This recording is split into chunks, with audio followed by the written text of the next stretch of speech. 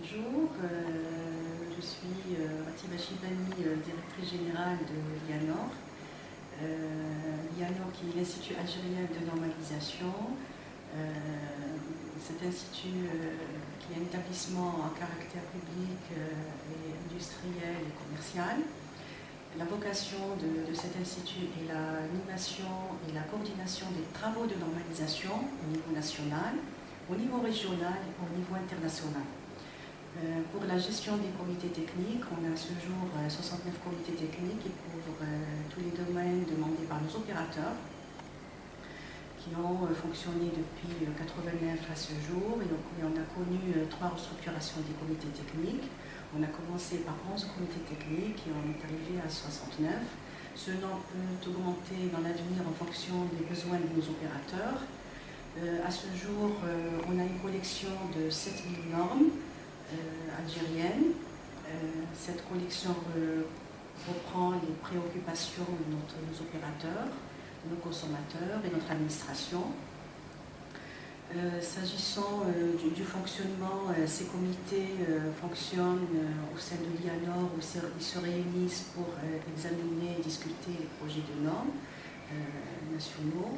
Ces projets sont discutés et une fois qu'il y ait le consensus, ça aboutit à une adoption de ces normes pour permettre à ces opérateurs de les utiliser dans les contrats, dans les laboratoires et les entreprises. Aussi, une autre mission concernant l'information qui est très importante, et on assure une mission aussi d'information de veille normative, où on assure un certain nombre de services de notre centre d'information sur les projets de normes, sur les normes internationales, régionales, les projets de normes internationaux qui nous intéressent, et on informe nos opérateurs afin qu'ils puissent anticiper un certain nombre d'actions et de domaines techniques pour le développement de leurs activités. Aussi, un autre métier qui est la formation, toujours autour des normes ou référentiels normatifs. On répond aux besoins de formation et on assiste nos clients et nos opérateurs sur les programmes de formation, toujours autour des normes.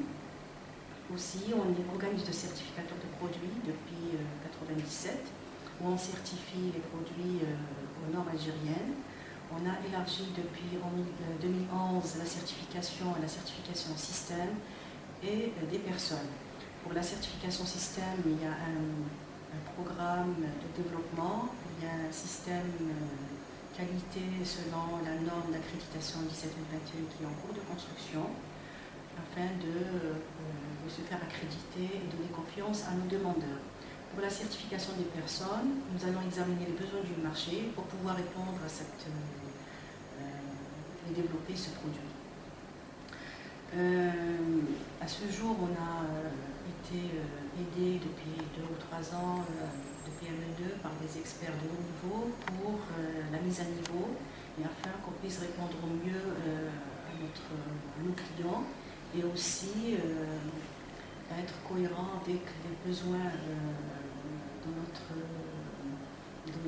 clients et notre marché, et puis les orientations de notre ministère et du gouvernement concernant le développement industriel.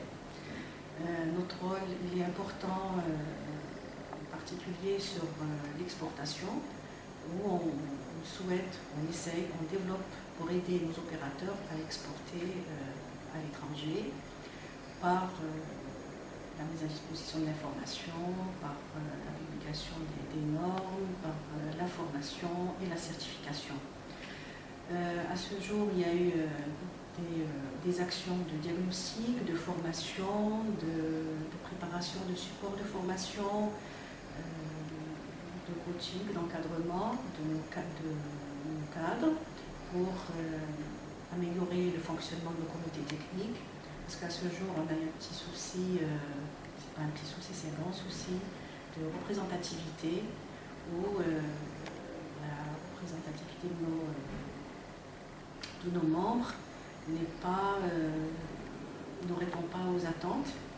Nous souhaitons recevoir des experts Et pour cela, on a mis en place un système où on va former nos représentants afin qu'ils puissent participer au niveau régional et international.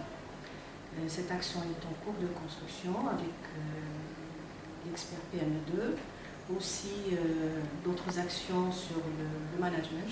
Donc, il y a des outils qui sont mis en place, qui sont en cours de mise en œuvre et d'appropriation, avec toujours l'assistance des experts de PME2. À ce jour, notre relation est excellente et on est très content parce qu'on a eu des expériences précédentes sur l'expertise. Et souvent, c'est des projets qui aboutissent à des résultats vraiment très négligeables. C'est des résultats qui ne nous satisfont pas. Aujourd'hui, on sent qu'on avance avec les experts PME2. Les programmes qui ont été arrêtés, il y a des revues réguliers, on examine les programmes, et les objectifs, et à chaque fois, on recadre les thèmes afin de répondre au mieux aux demandes de nos opérateurs. Aujourd'hui, on est dans une perspective de développement très importante et un challenge. Donc, on a des orientations du ministère pour la relance du développement industriel. Donc, les actions inscrites dans l'avenir seront en cohérence avec les orientations du ministère, où on va développer davantage la participation de nos entreprises au niveau régional et au niveau international. Au niveau régional, il y a l'organisme islamique de métrologie et de normalisation. Il y a l'OADIN, qui est l'organisme arabe de développement industriel et minier. Aussi, il y a un projet pour adhérer au CEN, CENELEC et à la Commission européenne de normalisation. Aussi, CENELEC, c'est la Commission européenne de normalisation électrotechnique. Il y a aussi d'autres instances régionales afin qu'on puisse participer et en tirer profit pour notre pays. Aussi, on est membre de l'ISO depuis 1976. Notre participation à ce jour, elle est timide. Malgré des efforts depuis des années, on est membre participant dans une cinquantaine de comités techniques, mais notre participation reste toujours faible. Et on souhaite améliorer cette participation au niveau international qui va répondre à notre demande pour aider et faciliter l'exportation des produits en dehors des hydrocarbures.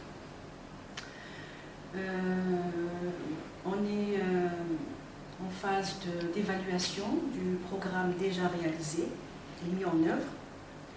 Peut-être qu'il y aura des actions de consolidation, des actions déjà réalisées.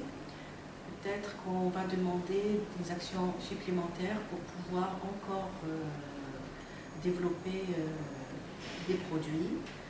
Et aussi, on a constaté à ce jour qu'on a une faiblesse en domaine de la communication. On va solliciter PME2. J'espère qu'on aura ce soutien pour vraiment développer la communication, parce que là c'est très important dans l'avenir pour notre institution, pour qu'on puisse répondre au mieux et être efficace par rapport à notre vocation. Je vous remercie.